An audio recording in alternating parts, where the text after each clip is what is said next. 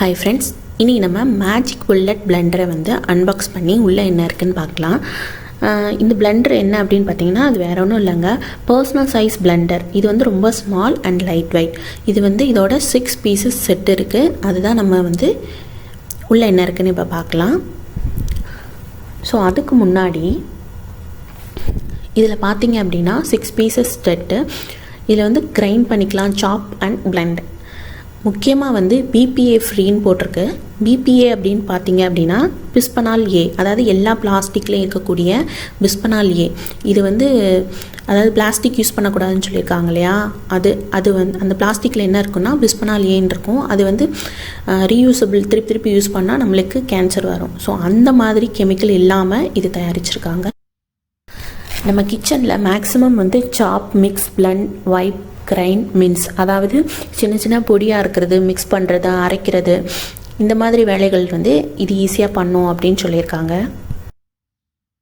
இதில் என்ன போட்டிருக்கு அப்படின்னு பார்த்தீங்கன்னா, இந்த நம்ம பிளெண்டர் யூஸ் பண்ணி ஹம்மூஸ்னால் என்ன, சிக்கனுக்கு நம்ம தொட்டு சாப்பிடுவோம்ல, அது சீஸ் கிரியேட் பண்ணிக்கலாம். காஃபி கொட்டையிலேருந்து காஃபியை வந்து நம்ம எடுத்துக்கலாம்.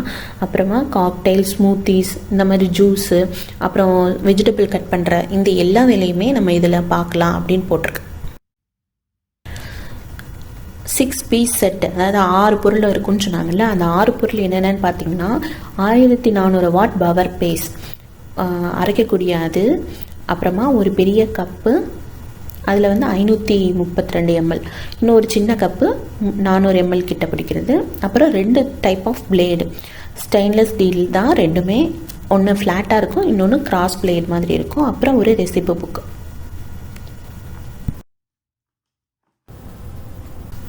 இதுதான் அந்த ரெசிபி புக்குன்னு சொன்னேன் இல்லையா, அதுதான். இதை நான் லாஸ்ட்டு உங்களுக்கு ஓப்பன் பண்ணி காட்டுறேன் இது என்ன இருக்குது அப்படின்ட்டு. இப்போ அவங்க என் ஹஸ்பண்ட் எடுக்கிறது தான் பவர் பேஸ். அதை நம்ம இதில் தான் நம்ம அரைக்கணும். இதில் வந்து என்னென்னா பட்டன் கிடையாது, பட்டன் போட்டு நம்ம யூஸ் பண்ணுற மாதிரி கிடையாது. ஸோ ஈஸியாக நம்ம க்ளீன் கூட பண்ணிக்கலாம். இதுதான் ஜார், பெரிய சைஸ் ஜாரு, சின்ன சைஸ் பாக்ஸ், இது 2 தான் இருக்குது. இது என்ன, நார்மல் காஃபி கப்பை விட கொஞ்சம் பெருசு. நம்ம வந்து ஒரு ஆளுக்கு பர்சனலாக இது யூஸ் பண்ணுறதுக்கு இது ரொம்ப நல்லாயிருக்கும்.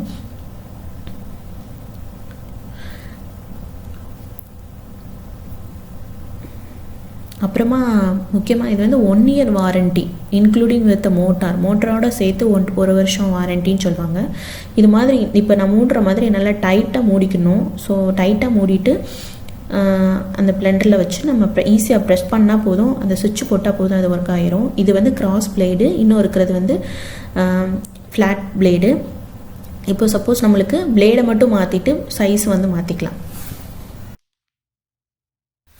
அந்த ரெசிபி புக்கில் என்ன இருக்குது அப்படின்னு பார்த்தீங்கன்னா, இது ஃபுல்லாக ரெசிபீஸ், அதாவது 10 seconds ரெசிபின்னு சொல்லியிருக்காங்க. பிரேக்ஃபாஸ்ட் குக்கீஸ், பேன் கேக் எப்படி பண்ணுறது, அப்புறம் எக்கை வந்து ஸ்க்ரம்பிள் பண்ணுறது, காஃபி ட்ரிங்க்ஸு, கோகோனட் மாச்சா, அப்புறம் ஸ்மூத்தீஸ்.